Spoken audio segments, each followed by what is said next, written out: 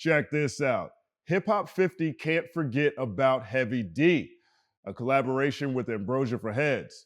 It's all happening. Static selector.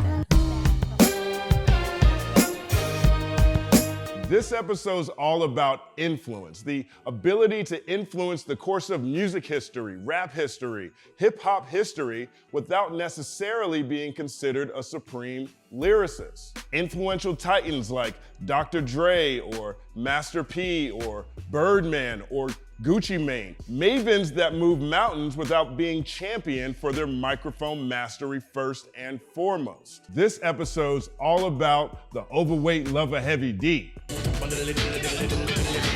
Check the scoreboard. From 1987 to 1999, Heavy D released 7 albums, 3 of which certified platinum, 2 of which certified gold, notching a staggering 71% plaque rate during an era where very few rappers ever sold 1 million records. His catalog is littered with classic tracks like Mr. Big Stuff, Overweight Lovers in the House, Chunky But Funky, We Got Our Own Thing, Girls, They Love Me, Now That We Found Love, Is It Good to You, 10-year-old TCM's favorite song, by the way, Who's the Man, Nothing But Love, This Is Your Night, Big Daddy, etc., etc., etc. And all those tracks covered an array of sounds and genres. Now That We Found Love was house inspired. Girls They Love Me felt reggae influenced. Teddy Riley's all over his catalog, bringing in the New Jack Swing vibes. He was featured on tracks by 2 Jacksons, Michael and Janet.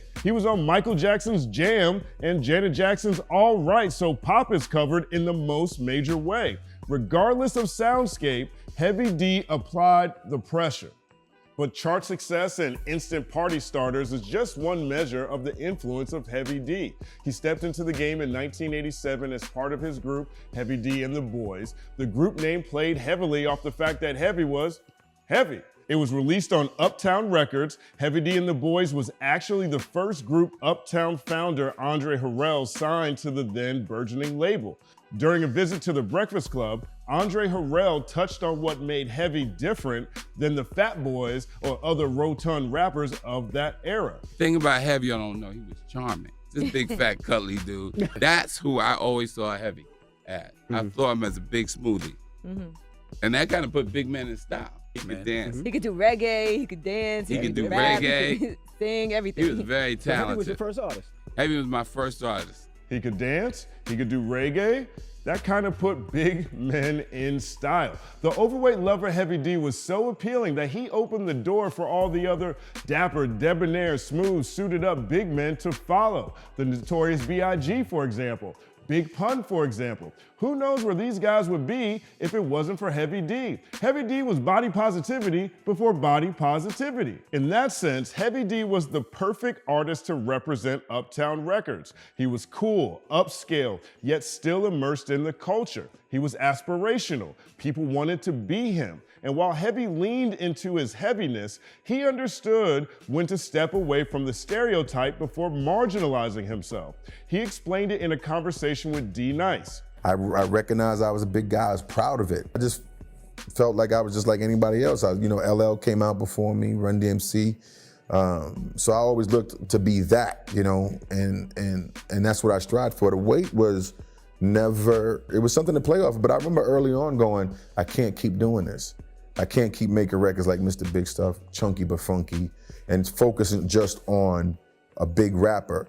And by the time we got to the second album, Big Time, I was more into making full-on records with concepts and direction and purpose. I was more focused on records with concepts and direction and purpose. That's another part of Heavy's musical influence. He was a fantastic songwriter with a fantastic ear that the music industry respected. Heavy was promoted to president of Uptown Records, where he signed smash boy band So For Real and their classic debut Candy Rain, for example, the Lost Boys of Renee fame, and so many others. He put DJ Premier on 1993's Blue Funk. Primo credits Heavy with delivering him his first gold record.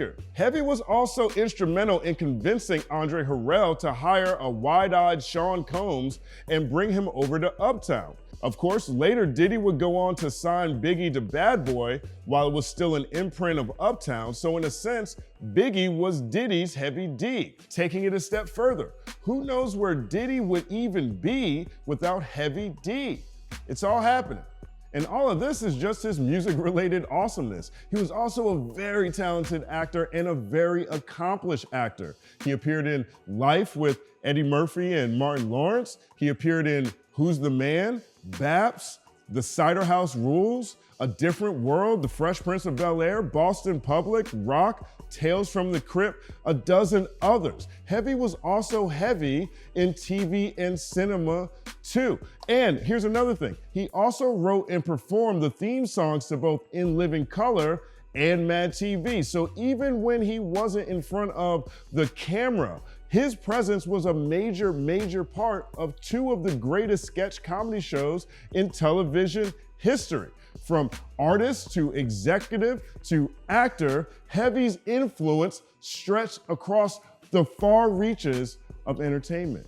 This is my groove. Don't with my groove. The point is this: Heavy D's cousin Pete Rock posted something on IG that I hadn't noticed until Reggie from Ambrosia For Heads pointed it out to me, and it completely intrigued me. Pete Rock is one of rap's greatest producers, and his entrance into the industry was directly because of Heavy D. Not only did they collaborate frequently over the years, but Pete Rock and CL Smooth's hip-hop classic Troy, They Reminisce Over You, is about another member of Heavy D and the Boys, Troy, who was Heavy's cousin, who actually passed away. On IG, Pete Rock said, "I respect absolutely none of this talk about 50 years of hip hop that does not include Heavy D and the Boys. He kicked down the door and paved the way for a lot of I think his smoothness and humbleness make people forget his impact and relevance in the music business. I need everyone who agrees, especially everybody from Money Earned in Mount Vernon, a term that Heavy D coined as well, to repost and share so we can get Hev a proper televised tribute for his achievements and contributions to the game.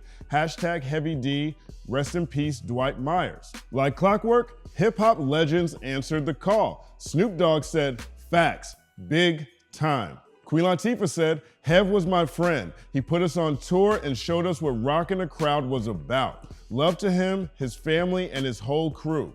Cool DJ Red Alert, "Always keep him in rotation. He appeals big time to a mass audience." Mass audience. Actor Omari Hardwick, "I also agree with you, my brother, that folk, especially in our culture, who make things look easy while equally possessing humility, usually get overlooked and undervalued. Hev was special, and I know he's smiling with pride and humility at this powerful post from you, Rock." Maybe it's the sad fact that Heavy D tragically passed away 12 years ago. And when things move at the speed of the internet, it's easy for things to get lost in the ether. Maybe it's the fact that most of these venerable publications putting together top 50 lists for Hip Hop 50 tend to focus on one particular skill set, and Heavy D moved masses and mountains in ways that weren't limited to simply rapping and beat making.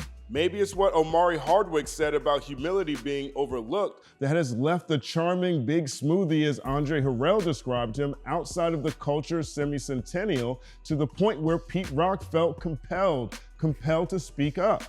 Look, you can't tell a story about hip hop without talking about Dwight Myers from Money Earned in Mount Vernon. So what's the reason it feels like Heavy D has been missing from Hip Hop 50 festivities?